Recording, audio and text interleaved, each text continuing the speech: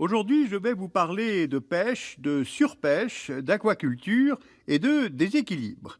Dans les années 1980, la population mondiale augmentait plus rapidement que l'approvisionnement en poissons pour la consommation humaine. Or, depuis les années 2000, la tendance est inversée. La croissance de l'approvisionnement a dépassé celle de la population. Alors, quels risques observe-t-on dans le secteur de la pêche et va-t-on vers des océans sans poissons? Les ressources halieutiques, c'est-à-dire les poissons, sont de plus en plus consommées dans le monde. Selon la FAO, l'Organisation des Nations Unies pour l'alimentation et l'agriculture, dans les années 1960, la quantité de poissons consommés en moyenne par an était de 10 kilos par habitant. Et en 2014, elle était de 20 kilos, donc 2 fois plus en 50 ans. Cette augmentation est liée notamment à l'urbanisation, à l'augmentation des revenus et à l'évolution des modes alimentaires, d'une part avec l'occidentalisation des habitudes alimentaires dans les pays émergents et d'autre part avec le souci diététique dans les pays riches. Autre facteur, c'est l'explosion de la production. Selon la FAO, la production mondiale de poissons a été multipliée, elle, par 9 depuis 1950. Elle est passée de 19 millions de tonnes en 1950 à 167 millions de tonnes en 2014. Alors pourquoi? Eh bien, pour comprendre, il faut regarder les deux techniques de production. La pêche en mer, bien sûr, et l'aquaculture, c'est-à-dire l'élevage, en bassin de mer, en cours d'eau et en étang. D'abord, la pêche en mer. On voit que depuis la fin des années 80, elle plafonne à environ 90 millions de tonnes par an. En 2014, elle s'élève à 93 millions de tonnes. Cette stagnation est due à l'augmentation du nombre d'espèces qui sont exploitées totalement ou même surexploitées, c'est-à-dire qu'on ne laisse pas le temps aux jeunes de grandir ou aux femelles de se reproduire. Pour la FAO, près d'un tiers des stocks capturés à des fins commerciales sont surpêchés aujourd'hui, c'est-à-dire qu'on ne laisse pas à ces stocks le temps de se reconstituer avant d'être pêchés. C'est donc l'aquaculture qui a permis l'augmentation de la production. En 1974, elle représentait 7% de la production mondiale. En 2014, 44%, soit presque la moitié. 74 millions de tonnes, c'est plus que la production annuelle mondiale de viande bovine. On a donc cette révolution dans l'aquaculture, mais il y en a une autre dans la pêche mondiale. Le centre de gravité s'est déplacé vers l'est, de l'Atlantique vers le Pacifique et plus particulièrement vers la Chine et l'Asie du Sud-Est. Et l'Asie, ici définie selon l'ONU, occupe une place de plus en plus déterminante dans la consommation et la production. La tendance s'est accélérée ces dernières années. L'Asie représente aujourd'hui à elle seule environ 70% de la consommation mondiale de poissons, avec près de 100 millions de tonnes, dont plus de la moitié rien qu'en Chine.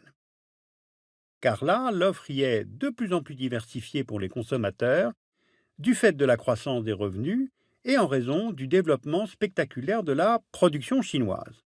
Alors justement, regardons la production en Chine et en Asie en général. Premièrement, la pêche. L'Asie représente plus de la moitié des captures en mer. La Chine avec 18%, l'Indonésie avec 7%. Il y a aussi les pays que vous voyez ici, parmi lesquels on trouve l'Inde, la Birmanie, le Japon. Donc pourquoi une telle concentration? Eh bien, parce que 3 des 4 premières zones de pêche mondiale se trouvent justement en Asie. Celle du Pacifique Nord-Ouest, du Pacifique Centre-Ouest et celle de l'océan Indien Est. Maintenant, voyons la production aquacole en Asie, car elle concentre près de 90% de la production aquacole mondiale.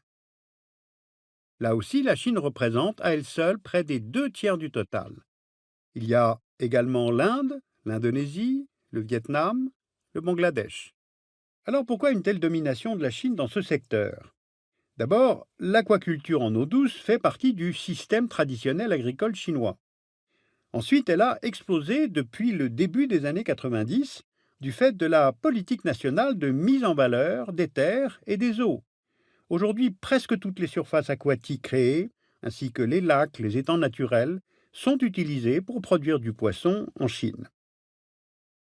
Alors, quelles sont les espèces utilisées pour l'élevage? 68% sont des poissons à nageoires, 22% des mollusques, 9% des crustacés. Les espèces les plus élevées sont les carpes, le tilapia, les saumons, les truites et différents poissons d'eau douce.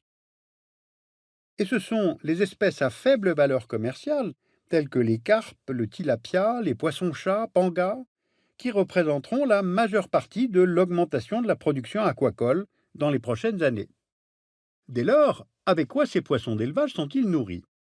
La question est d'autant plus importante que depuis 2014, l'aquaculture fournit plus de la moitié du poisson destiné à l'alimentation humaine, et elle en assurera près des 2 tiers d'ici 2030 pour la FAO.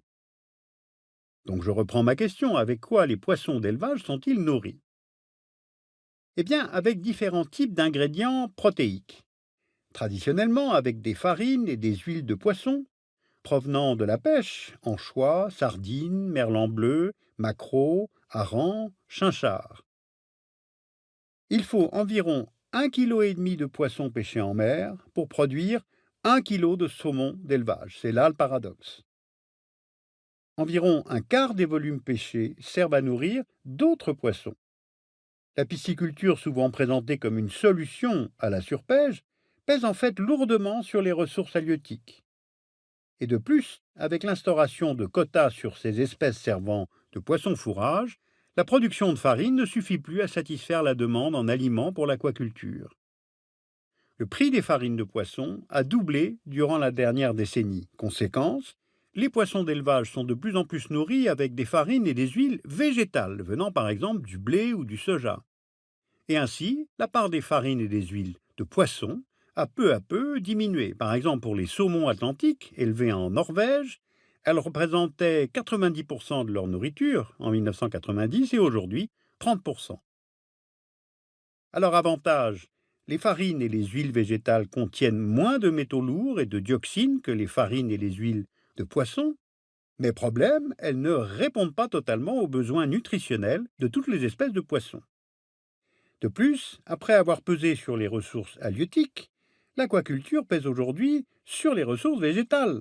C'est-à-dire que dans la compétition pour l'usage des terres agricoles, la filière destinée à l'alimentation des poissons entre en concurrence avec celle destinée à l'alimentation humaine. Et puis il faut prendre en compte les farines animales issues des abattoirs. Après la crise de la vache folle en 2001, elles avaient été interdites pour tous les animaux élevés à des fins de production alimentaire sur l'ensemble du territoire de l'Union européenne.